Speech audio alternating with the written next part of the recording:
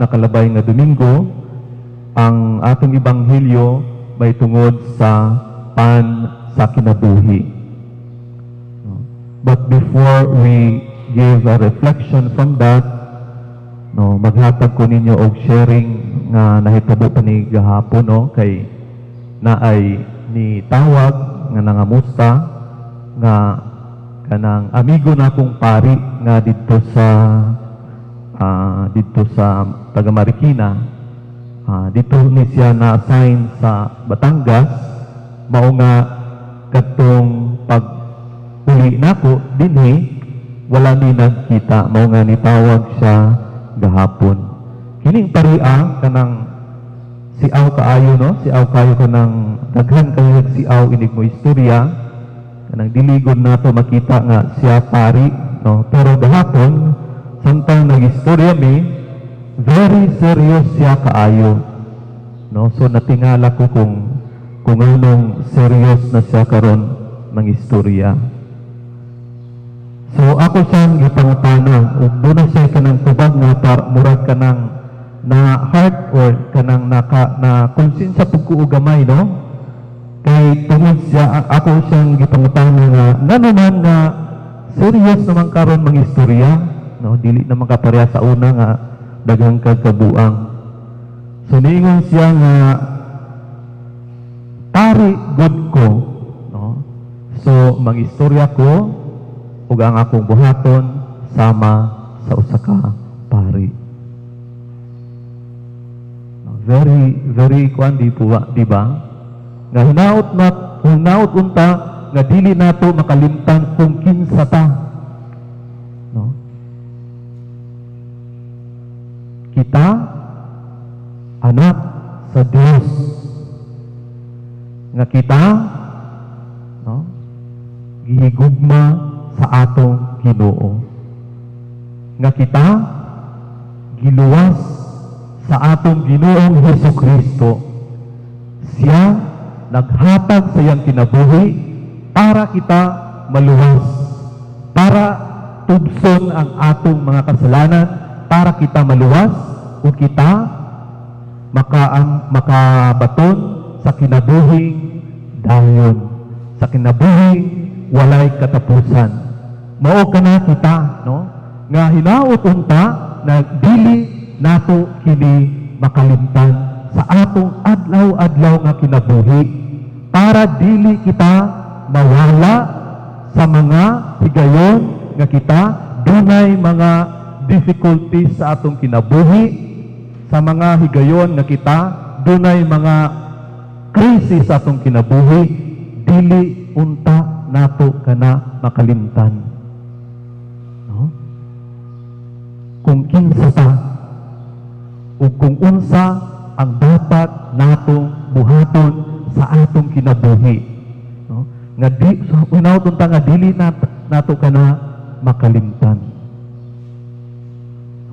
Mao ni ang kanang gipaabot sa atong ebanghelyo karon, nga giingon sa atong Ginoong Hesukristo nga siya ang pan nga gikan sa langit. This saying ay naghatag sa atua kung unsa ang banal na Eucharistia, kung unsa ang banal nga misa. It is a highest form of prayer, highest form of prayer, pinakataas nga antas sa atong pag-ampo. Nga naman, tungod kay ang misa, usa ka pagsaulog sa sakripisyo sa atong Ginoo, Siya nagsakripisyo sa atong kinabuhi, para kita maluwas. Mao nay atong gisaulog sa banal nga misa, sakripisyo sa atong Ginoo. Nga hinaot paunta nga kining mga pagbasa sa atong ebanghelyo mapalalong ang atong kanang pagtuo sa banal nga Eucharistia. hinaot taunta nga kining banal nga misa o kining mga ebanghelyo nga atong ibasa karon kanang madugangan ang atong debosyon sa banal nga misa. Ug atong mas higugmaon ang misa. Dinhi sa atong lugar, no, daghan kanang kung magmisa, daghan pag mga tao, no, daghan pag musimba. Pero sa mga uban nga lugar, sa ilang misa, pipila ra gyud, no, wala gyud misimba. Or kanang nagkagamay ang mga manimbahay, no. Nga naman, no, siguro wala nato nakuha, wala nato maabot kung unsa kaimportante ang misa sa atong kinabuhi, sa atong pang-adlaw-adlaw nga kinabuhi. So, hinaot-taon nga tungod kay importante man ang misa, sa atong pag-attend sa misa, doon na tayo mga preparation, ano? Prepare ta para andam ta nga budawat sa lawas ug dugo sa atong Ginoo. Unsa man ang mga preparation, ano? Una siguro sa atong panamit, no? Kay dawaton gud ang atong Ginoo. No, kung ang atong attire very kuan ba, no? Naghatag ba og reverence sa atong gidawat. O nga sa mga simbahan, di ba, may kanang proper attire. No, sulat gyud nga kung unsa ang mga kinahanglan nga suoton. Kay nang nauban, no, nga kanang dili gyud ta makaingon nga proper attire, no, kay murag dili gyud maayo ang ilang isuot, no. Dinhi murag wala ko kaayo nakakita, no, og mga kanang improper attire para sa pagsimba. Pero sa mga ubang simbahan, no, naay daghan nga kanang makadistract gyud sa atong mata. Ikaduha nga kinahanglan natong buhaton mao ang atong hunahuna, no, sa atong pagdawat sa lawas ug dugo sa atong Ginoo. Kanang inig mo padung ata sa pila, no, unsa kay atong gihunahuna. Atong gihunahuna ba nga atong dawaton ang lawas ug dugo sa atong Ginoo. Basig ang atong hunahuna, no, nagakuan sa ubang lugar. Sa atong pagdawat, no, ang atong hunahuna mahimo unta nga pareho sa atong Ginoong Hesukristo. Unsa ba ang paghunahuna sa atong Ginoong Hesukristo? No? Nga siya kanunay nga maluoy sa uban, labi na ang mga nagkinahanglan. Di nga na katong hunahuna, no? Maluoy kata sa uban, labi na nga gatong mga nagkinahanglan. Or watay okay ra sa ato, murag watay pakialam sa ilaha. Panato tagda ang ilang mga gikinahanglan. Mao kana ang mao na ang thinking sa atong Ginoo.